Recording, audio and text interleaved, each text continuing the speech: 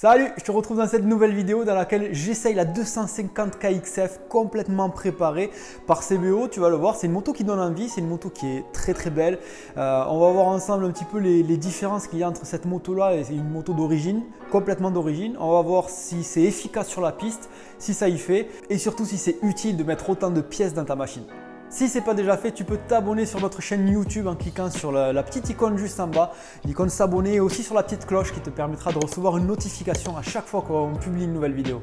Donc déjà pour te raconter un petit peu l'histoire, c'est une moto qui était en exposition chez CBO Kawa à Agen. À chaque fois que je passais devant, j'avais vraiment envie d'essayer cette moto parce que je n'ai quasiment jamais essayé de moto complètement préparée.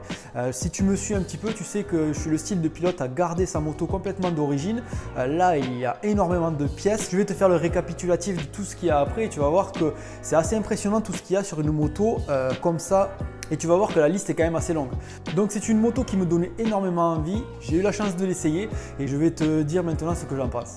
Avant ça, je te fais une petite liste rapide des pièces qu'il y a. Alors je vais te parler des pièces principales. Il y en a plein qui sont liées à l'esthétique. Comme tu le vois, par exemple la peinture du cadre époxy.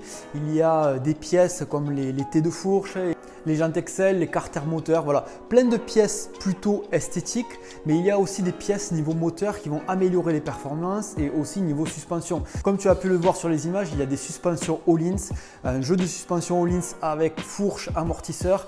On va voir ensemble après si c'est efficace ou pas. Il y a la ligne d'échappement Pro Circuit ainsi qu'une pompe à eau gros volume, un boîtier Vortex, donc comme tu le vois, pas mal de pièces qui vont améliorer logiquement la puissance de la moto, qui vont améliorer le confort avec les suspensions, mais aussi l'esthétique avec tout ce qui a été apporté. Donc c'est une moto qui donne vraiment envie, en tout cas qui me donnait vraiment envie.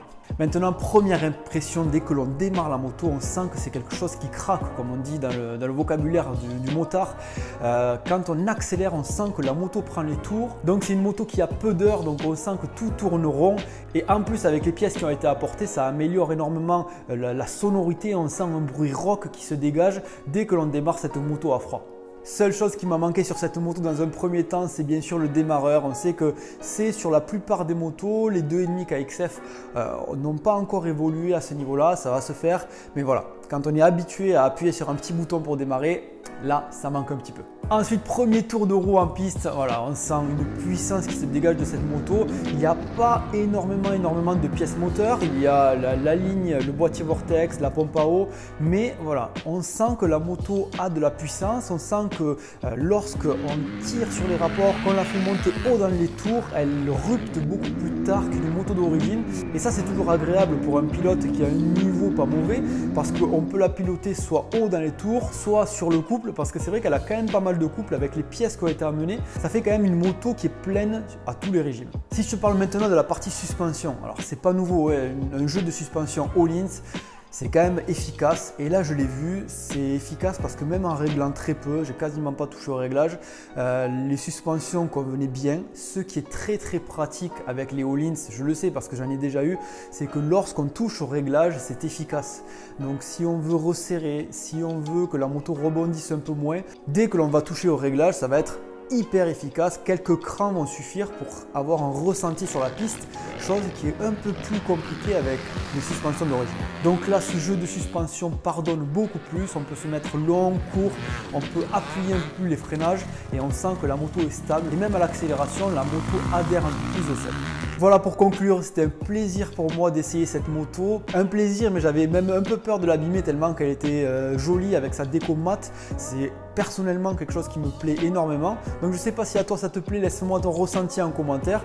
Je me ferai un plaisir de le lire. Dans tous les cas, si je résume rapidement l'essai que j'ai pu faire de cette moto, c'est une très bonne moto. En fait, la 2.5 KXF a quelques défauts d'origine, notamment les suspensions. Ça a été complètement gommé par le jeu de suspension Öhlins. Elle manque peut-être un peu de puissance par rapport à ses concurrentes. Mais cette puissance a été apportée par les pièces qu'il y a eu, à savoir surtout la ligne d'échappement et le boîtier Vortex. pièces. Donc si toi aussi tu veux améliorer les performances de ta moto, sache qu'une ligne d'échappement et un boîtier en général, ça fait quand même pas mal. Ça modifie le comportement de ta moto et ça lui fait prendre un peu plus de tours, donc elle marchera logiquement un peu mieux. Sache aussi que cette machine est en vente si tu le désires. Je te laisse les coordonnées de CBO Kawa. Elle est en vente, elle a quelques heures, donc avec toutes les pièces. Si tu veux une moto neuve avec quelques pièces à la carte, soit les suspensions, soit le boîtier, soit l'échappement ou un mix de tout ça, tu peux aussi demander en concession à ton concessionnaire ou au concessionnaire que je te mets juste en description dessous. Et moi je te dis à très bientôt dans une prochaine vidéo sur MX Réflexion.